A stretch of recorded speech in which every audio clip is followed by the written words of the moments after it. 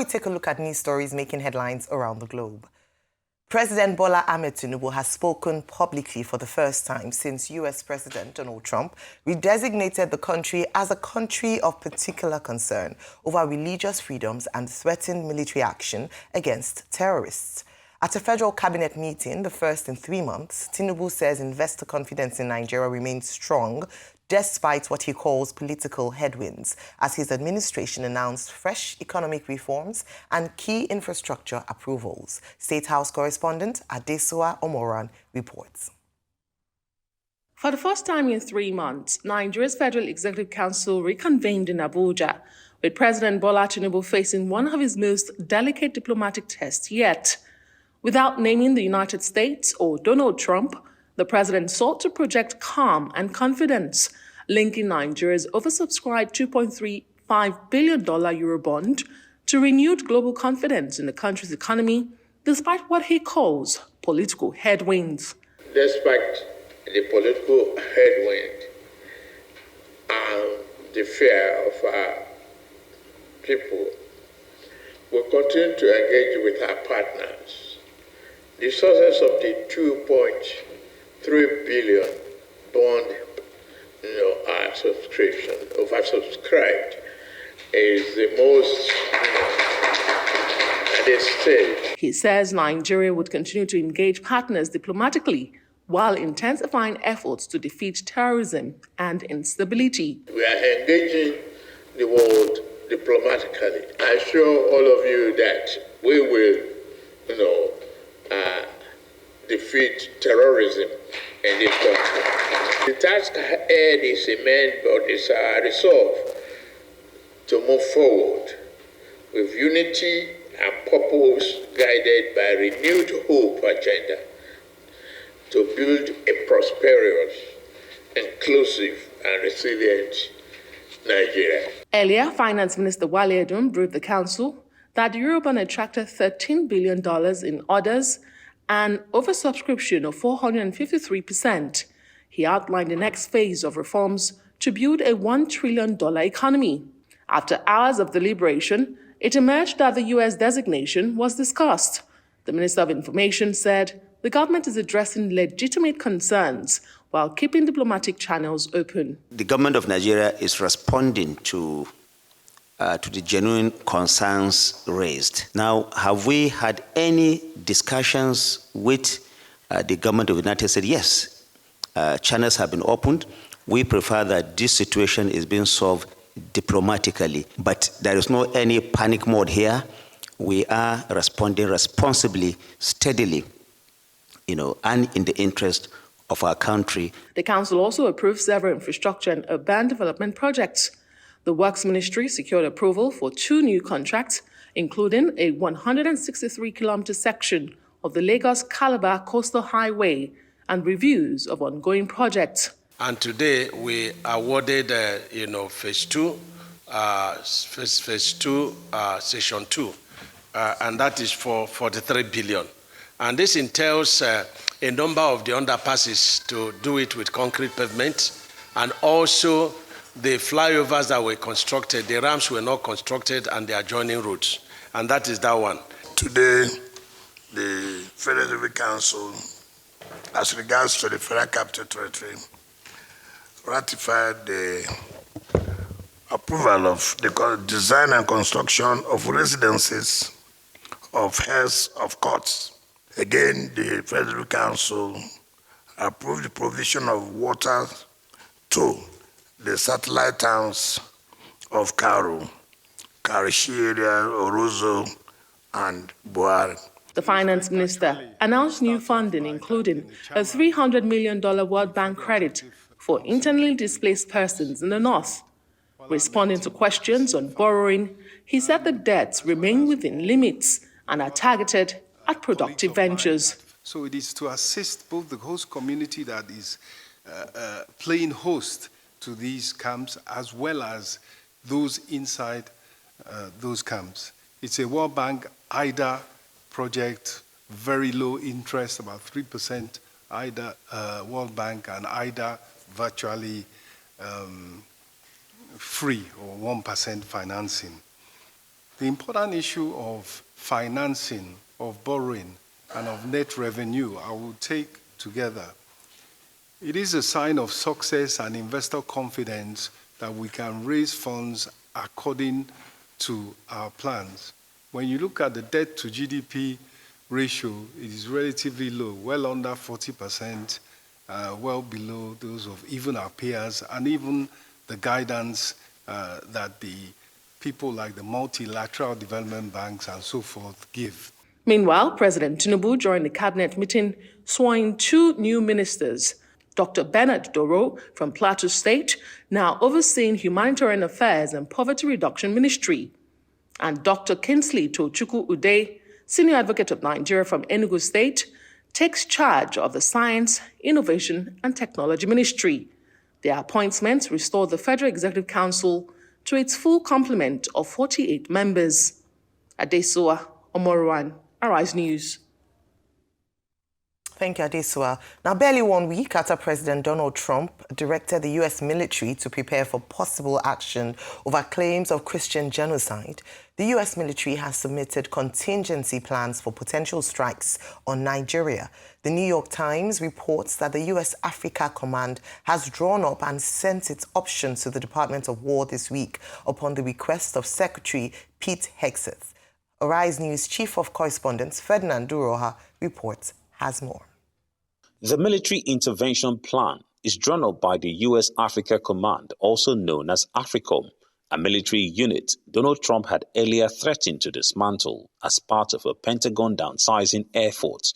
It includes 3 options: heavy, medium, and light. The New York Times quotes the heavy option presented by the command as the most forceful military response that the U.S. could take against Nigeria. It involves sending an aircraft carrier group to the Gulf of Guinea, off the Nigerian coast, and using fighter jets or long-range bombers to strike targets deep inside northern Nigeria. For the medium option, the command suggests using drone strikes against identified military camps, bases, convoys, and vehicles.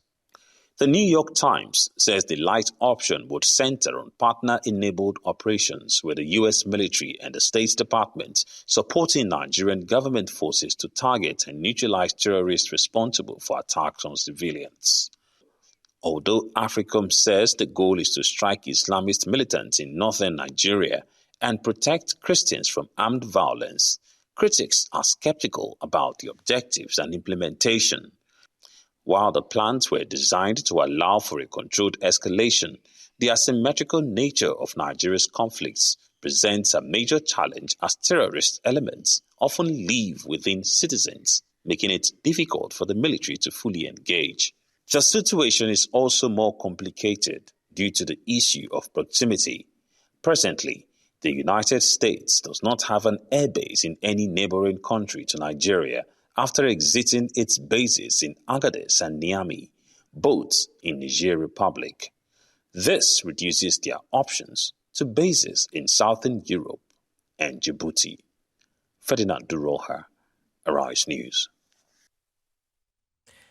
In other news, Chief of Air Staff Air Marshal Sunday Aneke has assured Nigerians that the Nigerian Air Force will prioritize the safety of civilians and prevent collateral damage during its ongoing operations to root out terrorists. Aneke gave the assurance on Thursday during his maiden meeting with branch chiefs, Air Force air officers commanding and other senior officers at the NAF headquarters in Abuja. He says the directive aligns with the federal government's expectations for the military, adding that the Air Force will focus on operational efficiency, safety and professionalism. Aneke says the strategic meeting was convened to assess the force's current posture, identify gaps and review measures to enhance effectiveness.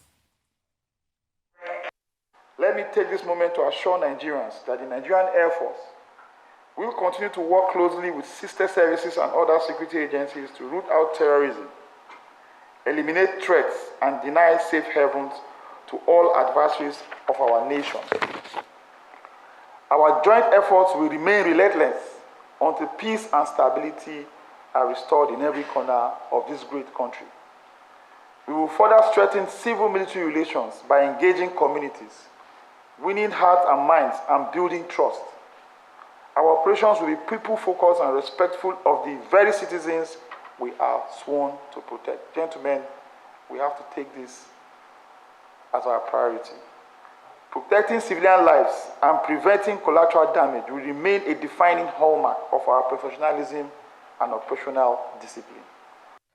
All right, very important statement there, Vimbai. Remember that in the last, under the last Air Force chief, there had been reports around bombings or bombs killing civilians in certain parts during some of their operations. So it's great to hear his assurance. But beyond that, first of all, it's a day of congratulations. Congratulations on your award received yesterday, TV Personality, TV Presenter of the Year. Yes. Congratulations, Vimbai. And of course, still celebrating Dr. Abati, who turned 60 there are implications. Today. There are implications. But absolutely. First, the big implications, the 60-year implications. Once we get those out of the way, then we move on. We can come with our own small implications. All right, well, there are implications of insecurity. Yeah. As we see, we have been talking about it all through the week, and the story is not going anywhere as at yet. Yesterday, the president had his FEC meeting for the first time in 3 months, as Adeso Omoran reported, just as we saw a few minutes ago. Your take on all these stories this morning? All right, I'll quickly begin with some of the economic takeaways from the FEC, because the other security issues, I think, belong in one group together. So, biggest takeaway from the FEC meeting is that the federal government is set to unveil what they're calling the next phase of their reforms, which is supposed to create a greater environment for investment. Some of this includes addressing some tariffs, deterrence to imports, fiscal transparency, and so forth, which I think are all commendable, but I think we can all agree that we've gotten to a stage where we kind of exhausted. We've got reform fatigue with macroeconomic reform, and now we want to see microeconomic reform. So a lot of us were anticipating hearing something about an industrial policy coming out of that FEC meeting, because what we really need right now is an increase in household incomes, number one, and a greater access to opportunities. Jobs is what people are looking forward to in the next phase of reforms. So that was a slight anticlimax for people like myself who are looking for something a little bit more tangible that will add money into our pockets. Now let's look at the bigger story today. The big story is, of course, we've heard from the president for the first time making his comments with regards to all that has been going on with threats from Donald Trump and so forth. And he made another commitment yet again to squash out terrorists and terrorism and insecurity in Nigeria. And of course, we know this is not the first time. I went all the way back to November of 2022 during the campaigns when he said that one of the key things on his agenda would be to squash out insecurity. And he said this, I quote him directly, "We shall continue the fight against insecurity by redefining our counterinsurgency doctrine and practice. Our response to terror, kidnapping, and violent criminality will be defined by the following elements." He said we shall enlist more people in the armed forces, security services, and the police. Our forces will be given better tactical communications, mobility, as well as improved aerial and ground surveillance capacity. Through these and other measures, we shall better identify, monitor, track, and defeat these evil groups where they are. They shall have no respite until they surrender or are utterly defeated. November 2022. Have we seen an increase in the armed forces, security services, and the police? Not yet. To give credit to this administration, we've seen the introduction of forest guards and so forth, but that campaign promise is yet to be fulfilled. Better tactical communications, mobility, and so forth. I think we can argue that the DSS has been playing a stronger role in providing intelligence. We're seeing a lot more action based off of intelligence. But beyond that, are we seeing any greater tactical, strategic surveillance and movement from our armed forces? Not yet. So we hope that, given that we're currently engaged in a diplomatic imbroglio with the United States, that the political will now exist to make these changes that need to be made so that there can be some sort of headway made in this fight against insecurity. Now let's look at the news coming from the New York Times that the Africa Command has already weighed up their option. First of all, I think that this should be taken with a pinch of salt. We know that Donald Trump is currently involved in litigation against the New York Times. He calls it the virtual mouthpiece for the radical left Democrat Party. He calls them fake news. He calls them, Donald Trump does not have a good relationship with the New York Times. So how likely is it that a representative of Donald Trump's government would have gone to the New York Times? Well, maybe it's an information leak. But I think we also need to be careful about the politics that is also being played in the United States and how Nigeria's issue can be used as bait in trying to get one over between the Democrat Party and the Republican Party. Very, very important for us to take it with a pinch of salt. Having said that, when you look at those options available, and now I connect it with the NAF strike and that commitment to say that there will be more accuracy with airstrikes, if the United States or any country whatsoever is to choose the route of airstrikes in Nigeria, I've spoken about this before and I reiterate that bombs don't discriminate, especially with the strategy that we currently see of asymmetric warfare. Why do I say this? These extremist groups like to engage in human shielding. What is human shielding? In Latin, they call it moena ex captivis, which means hiding behind captives. They hide behind civilians. They hide behind the vulnerable. We saw it in Gaza. We've seen it in medieval times during the Crusade Wars. Even the Romans and the Greeks used it as a strategy. So when we talk of airstrikes, it's a very dangerous strategy because these extremists have decided to hide behind vulnerable people. So this is why people like me denounce any international airstrike coming in as a solution. We've tried the non-kinetic approach. Unfortunately, we haven't had any success with it, but I think that we still need to revisit ways to solve this non-kinetically, even though it's looking like the kinetic approach is going to be critical in squashing out terrorism once and for all. Once and for all, let's squash it out, let's end the killings. Rufai, your take on these stories? A couple of things. At first, I'd like to acknowledge what President Tinubu said, that we need to squash and fight insecurity. I think since this debate started, I think this is a valid point from President Tinubu, that we need to fight insecurity. But I don't want him just to end at the point of rhetoric. I want him to match it with action. By now, there should be a battle plan drawn up by the Nigerian government as regards what will action be, a renewed action. Because you see, when the Americans wanted us to invade Niger after the coup happened, Nigeria's battle plan was leaked by a certain journalist.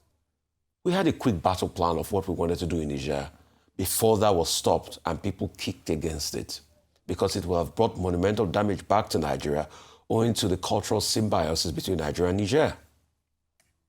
So by now, we should have a battle plan based on intelligence of what we want to do.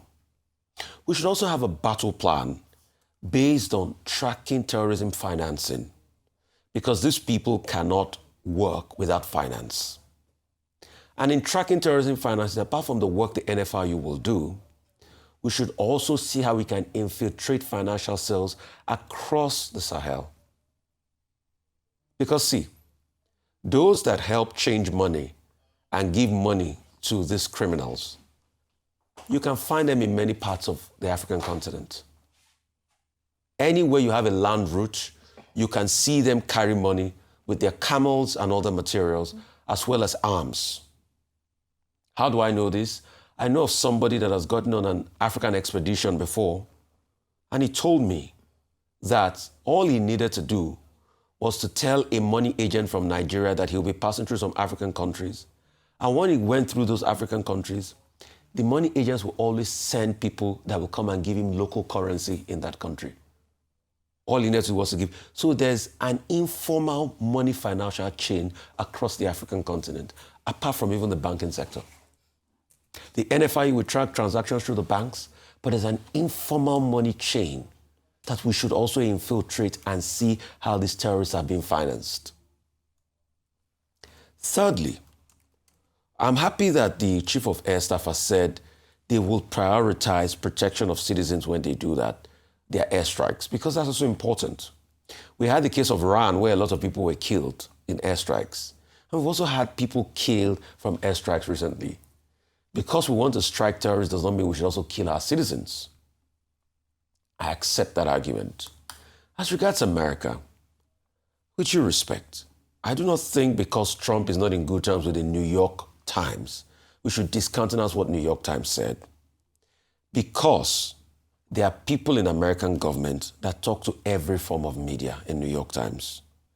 Trump is also not in good terms with the CBSs of this world, but he goes there to hold interviews, despite the fact that he gloats on those platforms how he made them pay millions of dollars in a court case.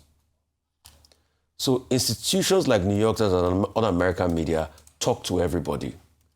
You might not be in good terms with the government, does not mean that you will not have insiders that also talk to you.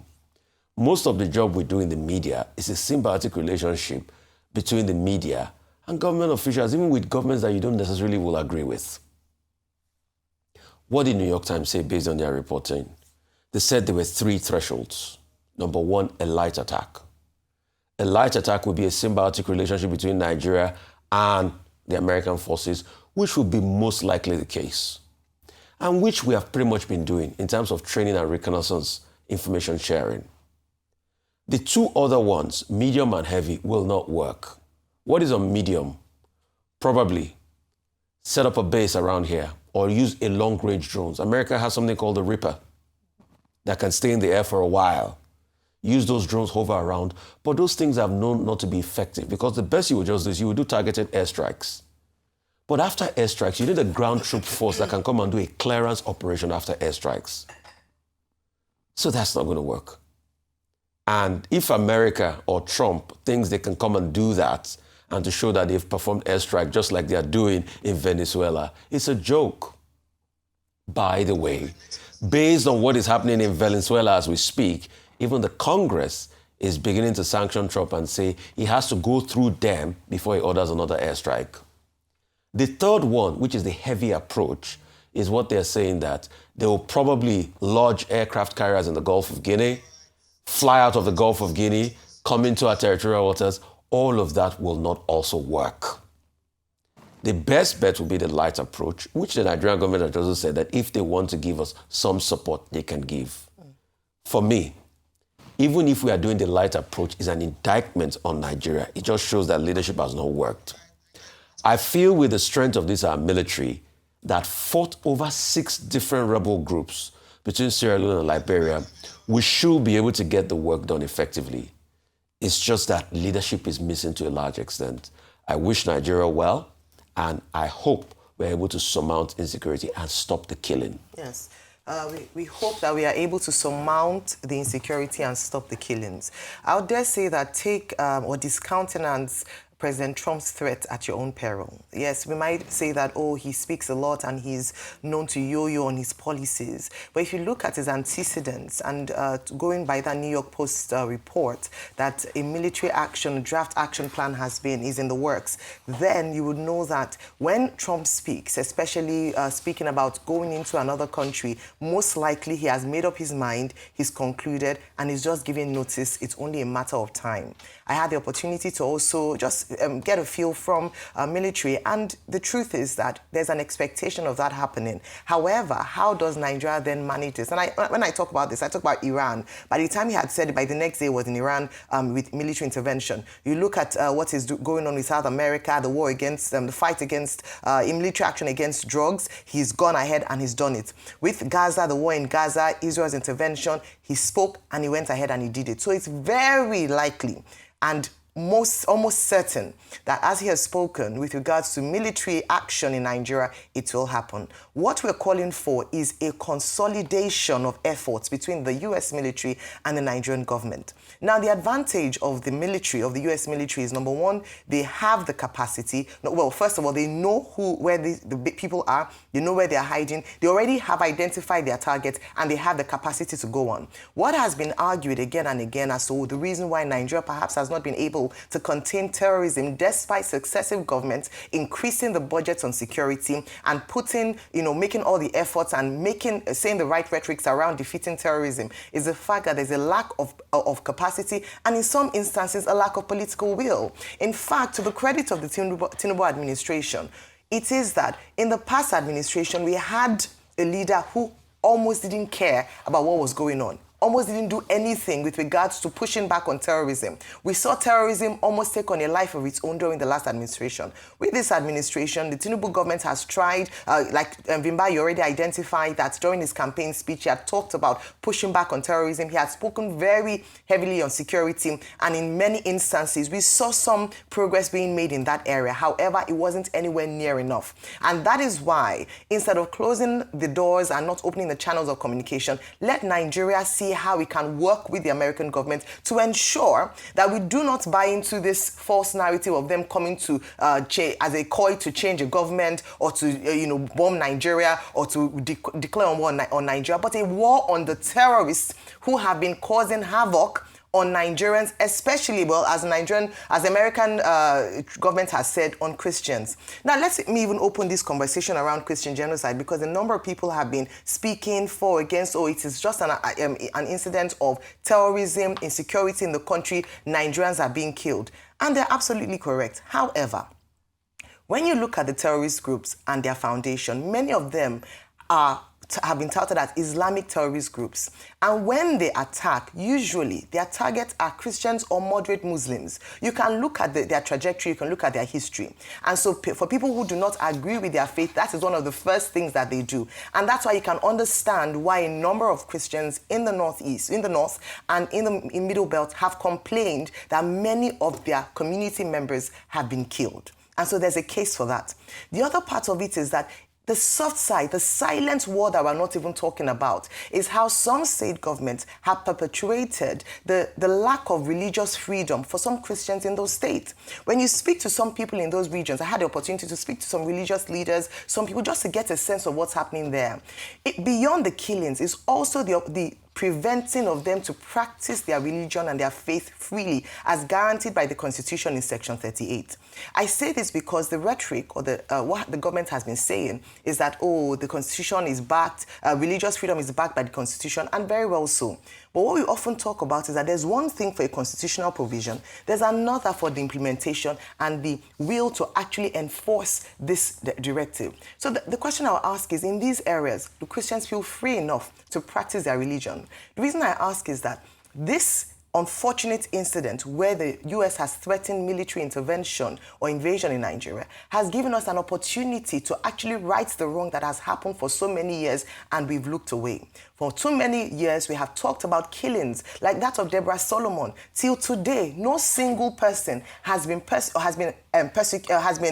arraigned or has brought to book for that. We saw their faces right on screen. They don't even hide it anymore. They do it brazenly. How can we say that we guarantee religious freedom by the Constitution when we see people killed because of a lack of belief, a lack of alignment with a particular religious faith? These are the conversations we should be having. So while we're talking about, yes, military intervention, the US coming in, is there a case for this? Can we finally fix our problems? Can we work with the American government? Because at the end of the day, what they will come to do is to address the target, but the Nigerian military has the responsibility to mop up and finish the work. Because when this happens, a number of these terrorists will find escape routes, a number of these terrorist financiers will find a way to escape. It is now the onus will now be on the Nigerian government to ensure that the work that will be started by the American government will be finished by them. Yes, we talk about the strength of our military. Yes, we talk about the fact that if there's a political will, we can indeed defeat terrorism. Yes, we talk about the fact that we need support because we do not have the capacity for it. But I believe that we can do this with the American government, because whether I like it or not, I believe very strongly that Donald Trump was not joking, the American government isn't joking, and Nigeria should find a way to open communication channels to ensure that they work with the American government to sort this problem once and for all. Ayo, let's not forget that a presidential candidate deleted his own tweets that he made about Deborah. Yes, so that is so loud. Yes, let's have conversation on religious freedom. Let's not bury our head in the sand anymore. Let us finally fix this problem that has plagued a particular section of the country for too long. Solutions should happen, and it should happen now under this administration.